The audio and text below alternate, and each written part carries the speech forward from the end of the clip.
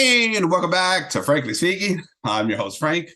Let's call this part two, Mussolini and Italian-American perspective. And it's my perspective as I'm an Italian-American, born and raised, of course, in the States. I'm from LA originally, and my parents were immigrants to this country, and both of Sicilian descent, and so I'm full-blooded Sicilian. And so this is a topic that's been interesting to me for a long time. But as I said in the part one of this this topic here, I began to see some problems after the 2020 election and how the political right has switched and started to use fascism in the wake of losing the 2020 election, the presidency, more specifically. And you could go back and listen to that part one. I'll put it in the description here, the link to that. But I like to take another aspect of this, and what that was is a comparison between communism and fascism. Okay, and you'll see this a lot even on streaming services such as this one here, where there is, okay, what is the greater evil of the sort of totalitarian ideological regime? Is it fascism or is it communism? And both are put on equal par, right? We have movements like Antifa that are supposed to stand up to the tyrannical, oppressive nature of fascism, things of that nature. And in light of history, communist sort of authoritarian governments and fascist authoritarian governments are kind of put on equal par. Now, as I said in that last cast, the first problem is that fascism is purely an Italian idea and only existed in Italy, right? What happened in Germany, what happened in Spain, what happened in Austria, what happened in Portugal, those are variations of other things going on in those particular cultures, right? But fascism was an idea concocted by, again, Benito Mussolini, Giovanni Gentili, and all of his followers. And this is what I am looking to really examine or really delve into, to examine and some of the inconsistencies and the problems that I saw when Americans began to throw the word fascism around. And one thing that came to mind, again, it's a simple thing, but it's important in my mind at least, is when we make this historical sort of analysis that compares communism with fascism and which is the greater evil, which is the greater tyrannical society, something didn't make sense again to me, right? Just like, that other first podcast I talked about. And here's what this is. When you look at the historical narrative of communism, I think there are clear defining moments about the tyrannical authoritarian nature and suppressive nature of those regimes that go far and beyond what we consider natural law. But in a fascist state, at least in Italy, it quite wasn't governed that way. And so we don't have the examples of, at least in Italy, of, let's say, for example, just for comparison's sake, of the Cuban fleeing a communist Cuba, after the takeover of Fidel Castro, jumping on some rubber boats and crossing 90 miles through shark-infested waters to try to escape for freedom and liberty in America, right? Don't have that. Italians weren't trying to escape in that manner. We don't have the examples of the East Berliners, right? After the Berlin Wall went up, trying to jump that fence, being shot in the back because they were trying to escape Berlin, or at least East Berlin after World War II. We don't have the stories of the gulags and really the tyranny of the Soviet regime that put people in work camps and death camps and things of that nature. Those kind of stories didn't exist in Italy. And for many good reasons, obviously, we can analyze that. But I began to think in my mind, well, wait a minute. How are we comparing fascism and communism when communism has a blood list and a mountain of bones that it was built upon, when fascism, there was some violence that happened under certain contexts, but it was never really the same. And when Italians did leave Italy, they weren't leaving because of the oppressive nature of a tyrannical government. No, they left because Italy was in a dead smack in the middle of Masonic revolutions, and 2 world wars, which wrecked the economy. That's why many Italians begin to leave Argentina, South America, America, Canada, all these different parts of the world, because it really was at the center of the liberal revolution that came full circle at the end of the 19th century and the first half of the 20th century. As you guys know, I believe World War II was the final death knell in the old world, the old Christian world, Christendom, right? And in that respect, a lot of Catholic nations and Catholics were in a very difficult position, as really liberalism of the East and communism and liberalism of the West and classical liberalism began to force sort of its ideologies on these Catholic nations, because a lot of these Catholic nations didn't want the liberal ideology. They were fine with their integralist nations, if you want to call them that, to a certain degree. Again, they vary in every nation, right? We had Franco in Spain, who was a devout Catholic. We had Salazar in Portugal, another devout Catholic. We had Dolphus in Austria and a bunch of other nations. And here comes Benito Mussolini in Italy, right? And so what we wind up getting is a situation where we got a narrative in sort of, when we analyze both ideologies, that never made sense to me, never made sense to really any Italians, because we never got these stories from our family. I didn't get these from my grandparents or my parents, right? My parents were immigrants here. They came along with my grandparents. We never got these stories that they were escaping Italy because of the tyrannical rule of the fascists. We never got that. And I kind of, for me, I was just like, okay, well, maybe, I don't know, my family avoided it somehow. I kind of try to give it the benefit of the doubt. And then I ran into this book right here. Can you see that? Can you see that, right? The Truth About Mussolini, right? And Fascism by Martin Goldberg, right? It's a short little book.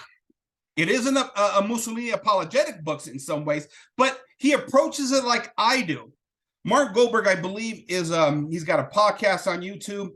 He's of Jewish descent, which makes it very interesting to me too. And he kind of went into this thing with the same questions and lack of understanding that I had when I hear Americans, or even more so, political conservatives talk. Now, listen, I get why the leftists attack fascism and Mussolini, because they actually fought back against them. But when I hear classical liberals and conservatives, there's something quite off. And just so, and I guess the point is with this book, just so I wasn't a nut job thinking this to myself, like, wait a minute, these stories don't make sense. Here's Martin Goldberg, The Truth About Mussolini. You can find it on Amazon. This is the very first paragraph of the book. I'm going to read it to you. One paragraph, very opening paragraph. The section is titled Introduction, Why This Book Had to Be Written. Okay? Quote, I arrived at the course of completing this volume due to an adamant sense of derision for modern academia and its interpretations of the Second World War period. Professors and researchers who are, with few exceptions, firm adherents to leftist ideologies, enjoy painting the totalitarian regimes of the 1920s and 30s in an ultra-simplistic light, rarely stopping to consider their native legitimacy, or why perhaps various classes supported them. The traditional explanation for fascism would suggest it was a counter-revolution of industrial leaders against organized labor did not align well with several of my deceased relatives, who were not men of station, yet still fervently supported the policies of Mussolini. These loyalties simply did not compute based on the popular discourses of the academic syndicate. After all, why would a person with limited means joyfully endorse a movement who profess contempt, both for the socialist crowd and their liberal friends working to support equality? The only reasonable explanation by modern terms would have to be delusion, insanity, insecurity, racism, or susceptibility to propaganda. There cannot be an alternative justification, one based on genuine thought and appreciation to admit such a thing would mean open genocide of liberal primacy and moral entrenchment. End quote. I'll stop there. And he goes on. The point here is Mr. Goldberg here experienced the same thing I experienced. Our families never gave us these stories of how terrible it was under the tyrannical regime of the fascists. And so that's when, that kind of put me over the top. Now, I get it. There's a broader context there because in Italy, you did have a certain social order that was established. It wasn't this laissez-faire society without a doubt. But you have to remember, this is a Catholic nation. It's probably 95 to 98% Catholic at the time. So having an established social order is fine with us. That's why you don't see Italians really screaming freedom, liberty, freedom, liberty. Maybe now in post-democratic Italy, after 1948 vote, right? 1948 vote, which is dubious. We know that through historical records now, but we'll save that for another time. And so again, and I think the problem here is that oftentimes Americans project their Protestant Anglo insecurities, and those insecurities of a Protestant culture that ultimately rebelled against authority. Italians don't have a problem with authority as long as that authority is based upon natural law, which, with the church being at the heart and the center of Italy, natural law was always in place. Again, we got nuances there. We got historical differences, right? Especially when the Masons start coming in through their revolutions, but the church was always in place. And it was a nation that was 98% Catholic. It was homogenous in culture. It was homogenous in religious belief. It was homogenous in its traditions in many ways. But you can have a certain social order without the contradiction of even certain individual rights within the framework of this social order. And that's what Italians understood.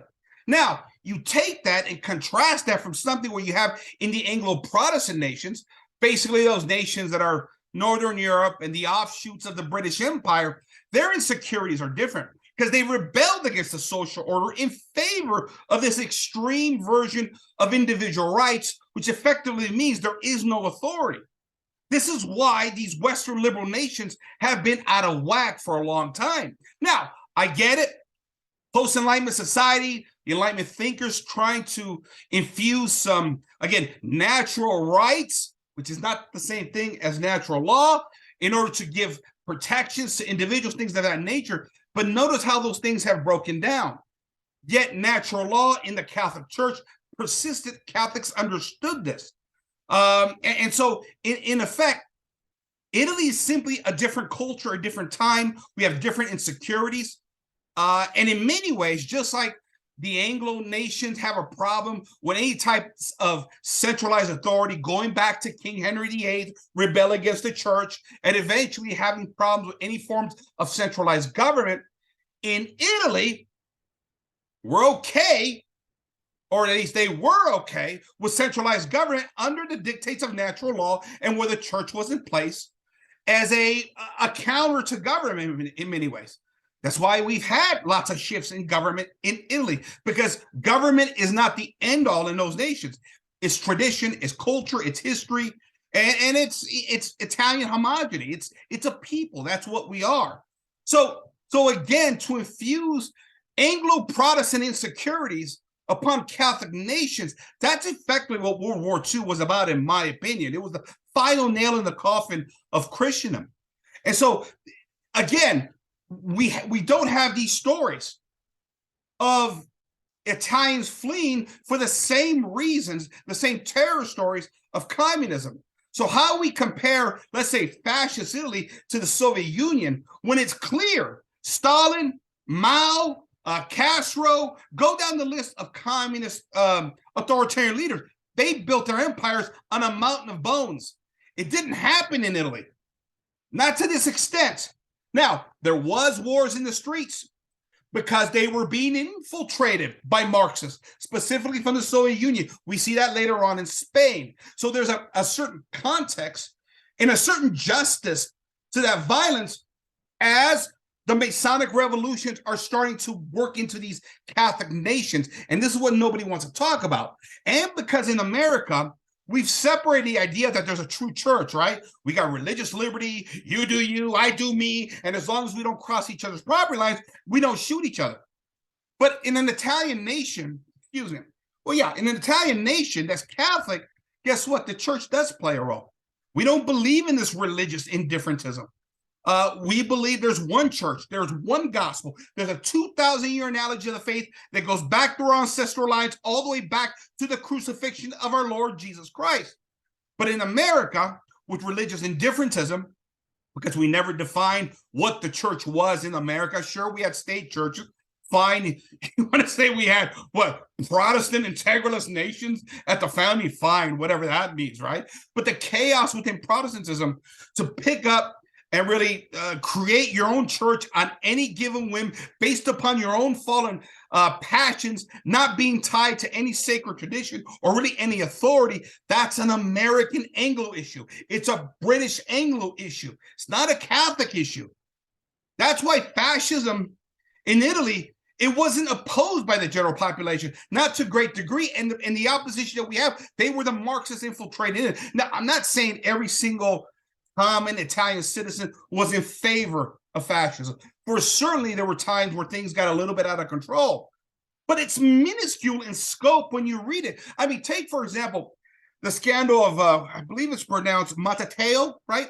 He was a socialist politician. And I believe this happened in 1928. He was opposing policies of Mussolini, and the fascists kind of pulled over, and he was walking down the street. They dragged him in the car, trying to intimidate him a little bit. They used those tactics against the Marxists, and he wound up dying in that process. I believe he had tuberculosis, and so in the midst of that struggle, he had a heart attack, I believe is what the story was, if I remember that correctly. Okay, and this was probably the biggest scandal in Mussolini's, I guess, time in power. This, of course, before the war, obviously 1928. And this scandal almost took Mussolini down. Even if you want to say, go so far as to say the fascists murdered Matteo, look what one loss of life did. It means they couldn't go around murdering everybody. Yes, things got tough, right? For example, we have, the Massacre of Turin. Forgot what the year that is. But Massacre of Turin, the story we get is the fascists went in, killed 10 Marxists in that incident there. It's unfortunate, right?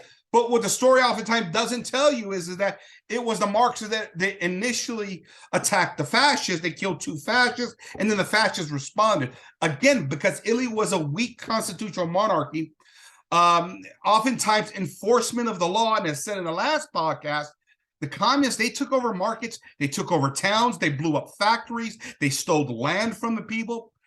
And the fascism rises as a result of this Marxist infiltration. You have to understand this. It wasn't ordinary citizens that the fascists were going after. It was a war on streets of Italy for the survival, the soul of Italy, as Marxists are rushing in from the Soviet Union. Just like they started to rush in after they're pushed out of Italy, they start to rush into Spain in the 1930s. And we see there what happens in Spain as we get into a civil war to capture back the country after King Alfonso XIII abdicates the throne. The socialists and the Marxists and the anarchists, they win the election there, and they go, listen, they went, excuse my language, batshit crazy. They started murdering priests and nuns and anybody who wasn't a Marxist. They were digging up bodies in Spain of dead nuns and hanging them up in forms of desecration, right, to go after the church. These guys were brutal. And this is what's happening in the streets of Italy in the 19-teens, 1920s. And so fascism is a response to this. Now, did things maybe go too far? Sure, probably they did. But good luck trying to call fair and foul in that battle, right? It's not like Western republics, when they come into power, it was all sunshines and bunnies or anything like that. Violence occurs in any revolution. And how you respond, sometimes we make the right call, sometimes we make the wrong call. It's an unfortunate part of our human nature. But you have to understand that for Italians, they were being faced with a great challenge of being infiltrated at the time. The Soviet Union was moving west, and it was looking at the heart of the Catholic faith, Spain being one of them, Italy being the other. Through the French Revolution, France had been captured already. Who was the eldest bride of the church? They did that through the Masonic revolutions of the French Revolution. We know how brutal that was. But let's understand that there is a nature and a side of fascism. While we can sit here and point to its sins for sure, but we also have to give it some leeway in the sense that it wasn't the same as communism or Marxism. It was not an ideology built on, a mountain of bones. Were there some people killed? Yes, I gave you some context earlier. How you deal with these situations, these insurgencies, especially in the countrysides. And let's remember, this is the other mistake conservatives make. In their simplistic analysis that somehow fascism is a top-heavy system, it's a collusion between corporations and the government, and they suppress the little guy, nothing could be further from the truth. And actually, Martin Goldberg addresses this here very well, too. And we'll get into economics at another time. But Mussolini has support from all three class levels. He has support from the top, the middle, and the poor at the very bottom. And it's only, again, after the economy goes bad during World War II, after the invasion of Sicily, or actually right before the invasion of Sicily, that the economy goes into a deep recession. Surprise, surprise, your country's being bombed the crap out of by the French and the Americans, and of course, the British, of course. Yeah, your economy struggles. It was only then, but there was no popular support to overthrow Mussolini. He had brought stability to Italy from an infringement or an impending Marxist takeover. If this isn't understood, you're never going to understand what fascism was in a true sense, if you even care to think about it in a true sense. If you need your Western liberal talking points, right, to get back at your progressive siblings now, it's fascism, fine, go for it. But it's not Italian fascism. It's not the idea that was conceived by Benito Mussolini, Giovanni Gentili. There's more context there. Italy was being attacked by Masonic Marxist revolutionaries. Did they make all the right calls? Probably not. But at the same time, maybe they deserve some leeway in that sense. So, so let me stop there. I'm going to keep it short. I'll break this down subject by subject. I'm not a guy, I don't write down any notes, right? I do this off the top of my head, so I want to hit these things quite right. I'm not going to do these extensive casts here to cover history because accuracy, sources are very important to me. If you got any questions, leave them in the comment section. I'll try and answer them. Let me see here. I think there was a couple in my last cast, a couple of questions had to do with, I'll answer one of them. Mussolini was no right-wing hero. He was a right-wing opportunist. All right, let me answer that one before I go, okay? Fascism was neither left or right. That's the first thing. Let's look at history this way for a second, okay?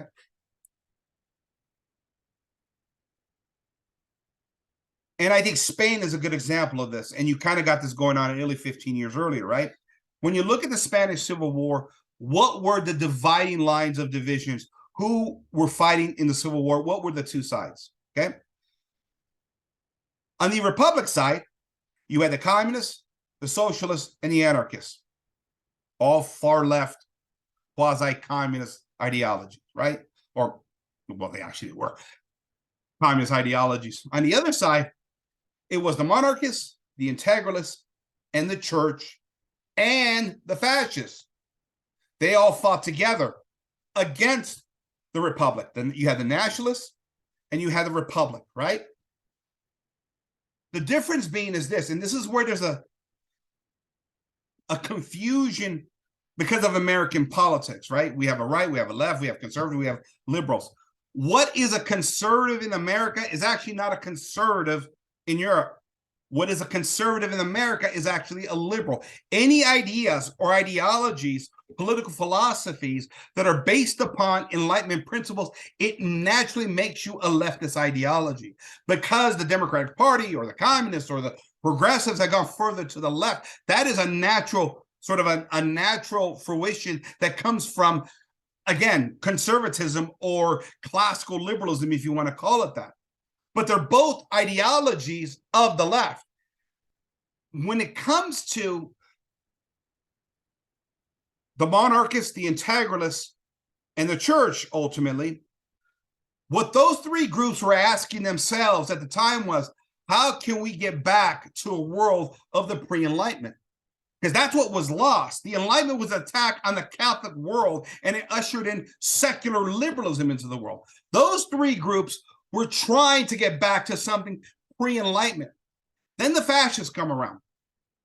The fascists took a, I guess if you want to call this, a more practical approach. They were born out of liberal society, without a doubt. They were born in a time where communism, Marxism, socialism was gaining steam in the late 1900s, early 21st century. But it was a group that began to solve the problems of liberalism, born out of liberalism, but began to see the problems. And what they do while they're born out of liberalism, and that's where you get some of the shortfallings, don't get me wrong, but while it's born out of liberalism, it tries to gravitate back to the right, a bit away from the hardcore socialism and Marxism. All you got to do is read Benito Mussolini, when he talked about Stalin and Lenin and all these guys. He would tell you, listen, that stuff is whack. And I'll get into some of the philosophy of that some other time. But basically, the fascists said, listen, we can't go back to monarchy. The monarchies are collapsing. Integralism, okay, yeah, all right, fine. But again, you need a political movement within the realm of liberalism in order to bring back some common sense from this wackadoo ideology that's sweeping the world now at this point. So that's what puts fascism in a strange place. And that's why a lot of people will tell you it's not left, it's not right. Some call themselves socialists, but they were socialists that believed in market principles, right? That was Mussolini. Mussolini was a market guy. Now, he did not believe in free markets. Why? Because, take, for example, what we have in the States with the free markets here, with Amazon and Apple and Walmart, all these corporations going overseas using slave labor and then importing stuff here, call themselves an American company. Fascists didn't believe in that. You stayed in Italy. You worked in Italy. Italy is your nation. You don't abandon your people. So they were protectionists is what they were for the most part. But Mussolini himself, who believed in markets, despised money. He always told you that. Remember, his big form of socialism is that he did not like the bourgeois class. Or no, he called it the bourgeois spirit. He felt that both capitalism and communism did one destructive thing. It turned people into material items and simply a number. That there's more to this world, more to human civilization, more to a nation than simply the material output that we can produce. In the case of the classical liberal, in the days of the robber baron, they focused on private enterprise. In the Soviet Union, it was focused on the means of production going to government, right? But the fascists came along and said, wait a minute, how are we going to deal with this? And they tried to find a middle ground. That's why there's debate early on in the Mussolini administration, he was the prime minister appointed by the king. There was an early debate how far we could balance individual rights with the collective good, right? And this is the struggle with American conservatism right now, that every time you have this confliction between the general good and individual rights always wins. And this is why, as a popular podcaster, I read here, America, we're at a point now where we're being cut. How many people do we have in this country? 340, I believe, something like that. That's why we're being diced and cut up by 340 million cuts of individual rights. And we always have to push back against the common good because there's this confliction, right, between the common good and individual rights, where in the Soviet Union, it was exclusively for the common good. That's what you did over there. Individual rights were suppressed. But the fascists said, wait a minute, no, these are both wrong. There has to be something in the middle that we have to try and find. And that's what they were aiming for. That's why early, again, in his prime ministership, there was a debate between his finance minister, I believe it was De Stefani, and then you had, I think, a minister of interior, Italo Balbo. And the question was, was Mussolini early on too laissez-faire, right?